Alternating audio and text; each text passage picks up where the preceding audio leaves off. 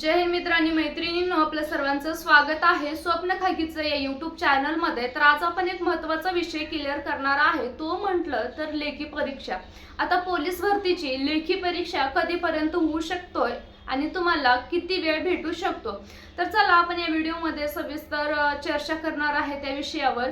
तर मुंबई आणि बाकीच्या जिल्ह्याबद्दल सुद्धा या व्हिडिओमध्ये तुम्हाला समजून जाईल की किती वेळ भेटू शकतो एक्झामसाठी। तर बघा, बऱ्याच मुलांचे ग्राउंड झालेले आहे, तर खूप मुलांना कमी मार्क येत आहेत ग्राउंडमध्ये। तर लेखीचा स्कोअर हे खूप महत्त्वाचा आहे। लेखीला जर तुम्हाला चांगले मार्क पडले तर तुम्हाला फायनल मेरिटला तुम्ही येऊ शकता, फायनल मेरिटमध्ये तुम्ही बसू शकता। जर आता बघा खूप जणांना कमी मार्क येत आहेत, त्यामुळे जर तुम्हाला लेखी परीक्षेमध्ये सुद्धा कमी मार्क आले तर मग तुमचा स्कोअर खूप कमी होईल आणि तुम्हाला फायनल मेरिटमध्ये बसण्याचे चान्सेस खूप कमी होऊ शकतात। तर मग किती वेळ भेटेल आणि आता तुम्हाला तोपर्यंत चांगला स्कोअर करता येईल का, याबद्दल आपण सविस्तर माहिती या व्हिडिओमध्ये घेणार आहे। तर चला व्हिडिओला सुरुवात करू।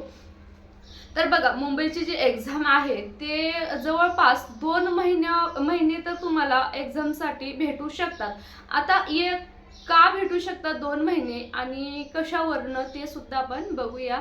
तर बघा, मुंबईचे जे लेखीला तुम्हाला 2 महिने भेटतील हे कशावरनं, तर मार्च आणि एप्रिल हा जो महिना आहे हा ग्राउंड आणि लेखीचे निवेदन किंवा ग्राउंडचं मेरिट लागणं, संपूर्ण ग्राउंड होणं, मेरिट लागणं आणि लेखीची तयारी करणं। आता लेखी कोण्या ठिकाणी घ्यायचे, किती सेंटर घ्यायचे आहेत, किती विद्यार्थी बसत आहेत, यांचं संपूर्ण नियोजन करणं, यामध्ये मार्च एप्रिल जाऊ शकतो। एप्रिलमध्ये खूप कमी शक्यता आहे की एक्झाम होण्याची, लेखी एक्झाम होण्याची खूप कमी शक्यता आहे। परंतु मे मध्ये दाट शक्यता आहे की मे मध्ये लेखी एक्झाम होऊ शकते। तर तुम्हाला जवळपास 2 महिने भेटू शकतात। आता जर तुम्हाला मार्च एप्रिल मध्ये हे पॉइंट सगळे क्लिअर झाले, ग्राउंड होणे, त्याचबरोबर कटअप लागणे, बाकी सेंटर किती सेंटर काय वगैरे सगळं लेखीचं निवेदन लागलं, तर मे मध्ये तुम्हाला तुमची एक्झाम होऊ शकते। मग बघा, आता मे महिन्यामध्ये सुरुवातीला होऊ शकते किंवा मध्ये होऊ शकते किंवा एंडिंगला, पण मे महिना आपण जरी धरला तर आपल्याला आतापासून 2 महिने भेटत आहेत। तर 2 महिने हे मुंबईवाल्याला भेटत आहेत। तर मग बाकीच्या जिल्ह्यांच्याला किती दिवस भेटू शकतात, तर जर तुमचं मुंबई सोबतच एक्झाम घ्यायचं असेल तर तुम्हाला सुद्धा 2 महिने जवळपास भेटू शकतात। आणि समजा मुंबई वगळता बाकी जिल्ह्यांचे एक्झाम एकत्र घ्यायचं असेल तर मग पुणे जिल्ह्यांचे ग्राउंड झाल्यानंतर किंवा बाकीचे जिल्ह्याचे जे ग्राउंड आहेत ते संपूर्ण त्यांचे ग्राउंड झाल्यानंतर जर घ्यायचं ठरवलं तर मग जवळपास तुम्हाला 1.5 महिना भेटू शकतो। किंवा तुम्हाला जर मुंबई आणि बाकी जिल्हे एकत्र ठेवलं तर मग 2 महिन्याच्या आसपास भेटू शकतो। तर मुंबई वगळता बाकीचे जिल्हे एक अंदाज 1.5 महिन्याचा धरून चला आणि मुंबईवाल्यांनी एक 2 महिन्याचा अंदाज धरून चला की तुम्हाला 2 महिन्यापर्यंत चान्स भेटू शकतो। कारण मे मध्ये होण्याची दाट शक्यता आहे। तर आपण जरी 2 महिने धरलं तर तुमचा त्या 2 महिन्यामध्ये अभ्यास कव्हर होऊ शकतो का आणि तुम्हाला चांगले स्कोर येऊ शकतात का, बघा हे होऊ शकतं। परंतु कोणत्या विद्यार्थ्याचं होऊ शकतं, आता जर तुम्ही लगेच स्टार्ट केलात अभ्यास करायला, आता जर पुस्तक हातामध्ये घेतलात आणि आताच तुम्हाला 70-80 स्कोर येऊ दे आणि 70-80 मार्क पडू दे म्हटलं तर हे पॉसिबल आहे का, तर अजिबात नाही।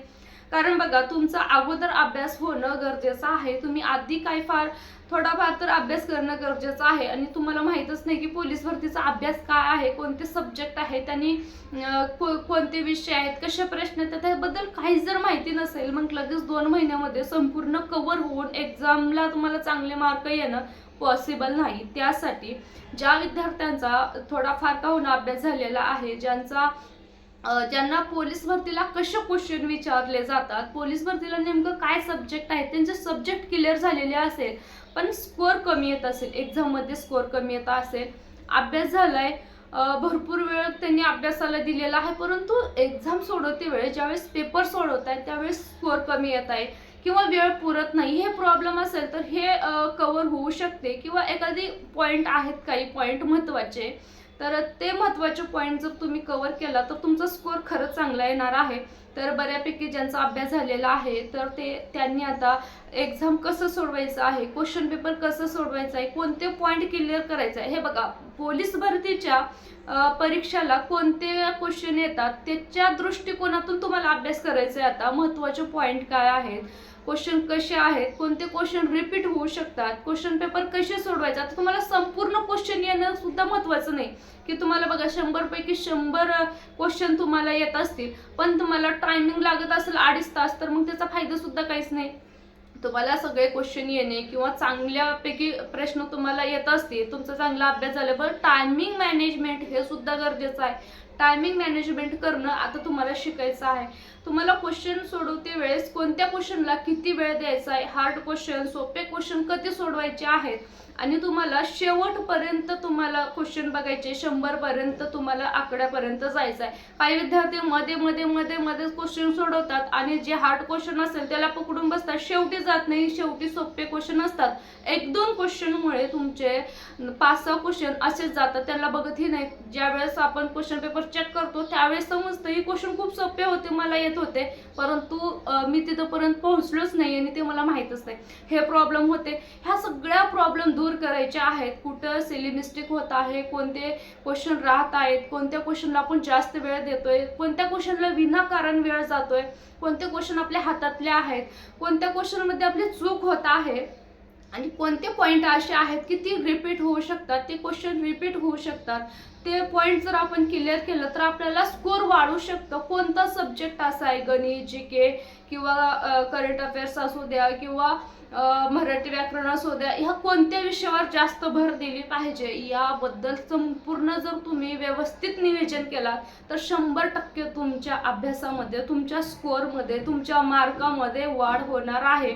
बघा आपल्याला PhD करायचं नाही, खूप सारं अख्खं बुक जर तुम्ही तोंडपाठ करून ठेवून काय करायचं आहे का, त्याच्यामध्ये वेळ वाया घालायचं नाही. परंतु पोलीस भरतीच्या दृष्टिकोनातून किती प्रश्न, कसे प्रश्न, कोणते प्रश्न विचारले जातात ह्याबद्दल जर तुम्हाला व्यवस्थित समजलं तर मग तुम्हाला चांगले मार्क येतील. जर तुम्ही खूपच अभ्यास करताय आणि त्याच्यामध्ये तुमचे सब्जेक्ट क्लिअर होत नाहीत, तर तुमचं संपूर्ण विषय क्लिअर होत नाहीत, तर मग ते काही कामाचं नाही. आणि आपल्याला असंच अभ्यास करायचं जे आपल्या कामाला येईल आणि आपल्याला एक्झाममध्ये पास असा अभ्यास करायचा. आपल्याला संपूर्ण त्याचा PhD करून आपल्याला थोडंच UPSC किंवा MPSC हे एक्झाम द्यायचे नाही. तर ह्या गोष्टीचा भान ठेवा आणि जे आपण क्वेश्चन करत आहे, जे अभ्यास करत आहे, जे विषय करत आहे ते पोलीस भरतीला विचारणं गरजेचं आहे. तर आपण एक क्वेश्चन पेपर कशा पद्धतीनं सोडवली जातं याबद्दल एक व्हिडिओमध्ये सांगणार आहे. तो व्हिडिओ नक्कीच बघा, तुम्हाला त्यातून फायदा होईल. वेळेचं नियोजन, क्वेश्चन पेपर कसं सोडवायचं, ॲनालिसिस कसं करायचं, कोणत्या क्वेश्चनला किती मार्क द्यायचं, संपूर्ण माहिती व्यवस्थित तुम्हाला त्या व्हिडिओमध्ये भेटेल. आणि आता तुम्ही आतापासून 2 महिने जरी धरून चालला तर तुमचा चांगला स्कोर वाढू शकतो आणि तुमचा अभ्यास चांगला होऊ शकतो. आता बाकीचा विचार तुम्ही सोडून द्या. ज्यांना कमी जरी मार्क आले तर तुम्ही आता ठरवा की इकडले मार्क जे आहेत मी इकडे भरून काढू शकतो किंवा काढू शकते, समजून तुम्हाला आता अभ्यास करायचा आहे. आणि बाकीचे जे विचार आहे डोक्यामध्ये ते संपूर्ण काढून टाकायचं आहे. मेरिट किती लागेल, काय नाही, जेव्हा लागेल तेव्हा बघू. आता फक्त अभ्यास करायचा आपल्या हातामध्ये आहे. फक्त अभ्यास आता करणं गरजेचं आहे, महत्त्वाचं आहे. म्हणून तुम्ही अभ्यासाला लागा, बाकी टेन्शन घेऊ नका. आणि तुम्हाला फायनल मेरिटला येण्यासाठी आता लेखी खूप महत्त्वाची आहे. आणि तर जर स्कोर वाढला तर 100% तुम्हाला ह्या वर्षी वर्दी भेटणार आहे. तर नेक्स्ट व्हिडिओ सुद्धा बघा. तुम्हाला क्वेश्चन पेपरवरचे खूप चांगल्या पद्धतीनं आपण सांगण्याचा प्रयत्न करणार आहे. तर भेटूया नेक्स्ट व्हिडिओमध्ये. व्हिडिओ आवडला असेल तर लाईक करा, शेअर करा आणि चॅनलला सबस्क्राईब करा. भेटूया नेक्स्ट व्हिडिओमध्ये. जय हिंद, जय महाराष्ट्र.